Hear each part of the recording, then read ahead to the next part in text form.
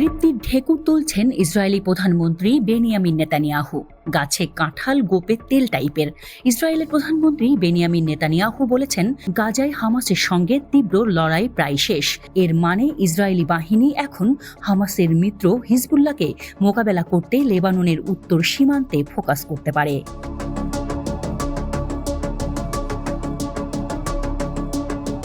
অক্টোবরে যুদ্ধ শুরু হওয়ার পর নেতানিয়াহু প্রথমবার ইসরায়েলি মিডিয়ায় সাক্ষাৎকার দেন।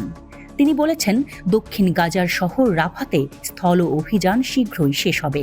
তবে ইসরায়েলি প্রধানমন্ত্রী স্পষ্ট করে বলেছেন, এর মানে এই নয় যে যুদ্ধ শেষ হয়ে যাচ্ছে। হামাসকে ক্ষমতা থেকে পুরোপুরি সরিয়ে না দেওয়া পর্যন্ত ইসরায়েল যুদ্ধ চালিয়ে যাবে।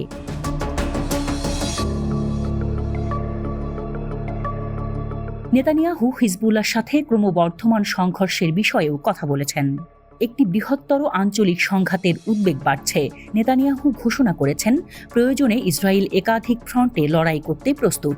৭ অক্টোবর ইসরায়েল হামাস যুদ্ধ শুরু হওয়ার পরের দিন হিজবুল্লাহ হামাসকে সমর্থন করতে শুরু করে।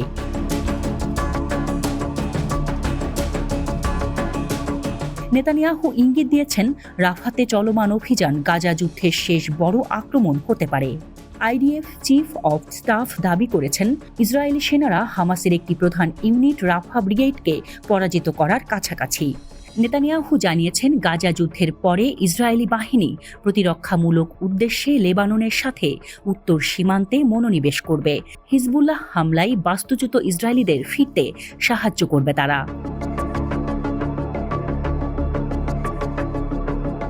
হিজবুল্লাহর হামলায় ইসরায়েলে কমপক্ষে ২৫ জন নিহত হয়েছে এবং কয়েক হাজার লোক তাদের বাড়িঘর ছেড়ে পালিয়ে যেতে বাধ্য হয়েছে।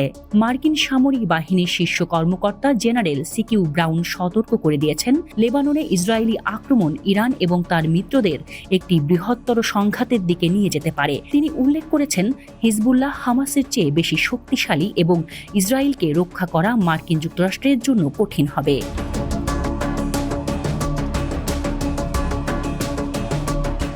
ইসরায়েলের প্রতিরক্ষামন্ত্রী ইয়োব গ্যালান্ট গাজা যুদ্ধের পরবর্তী পদক্ষেপ নিয়ে আলোচনা করতে ওয়াশিংটন সফর করেছেন।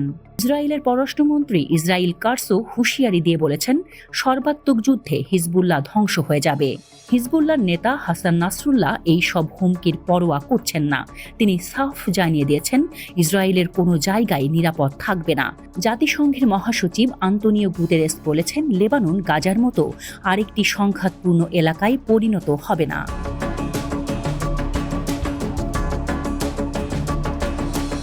এদিকে ইসরায়েল যুক্তরাষ্ট্রকে জানিয়েছে, লেবাননে বড় ধরনের যুদ্ধ হলে তারা হিজবুল্লাহর বিরুদ্ধে নতুন অস্ত্র ব্যবহার করতে পারে। চ্যানেল 12 এ খবর দিয়েছে, ইসরায়েল দ্রুত হিজবুল্লাহকে পরাজিত করতে চায় এবং দীর্ঘ সংঘাত এড়াতে চায়। লেবানন ও ইসরায়েল সীমান্তে উত্তেজনা বিরাজ করছে। হিজবুল্লাহ ইসরায়েল আক্রমণ করেছে এবং ইসরায়েল তার জবাব দিচ্ছে। হিজবুল্লাহ বলছে, ইসরায়েল যদি গাজায় হামলা বন্ধ করে তবেই তারা থামবে।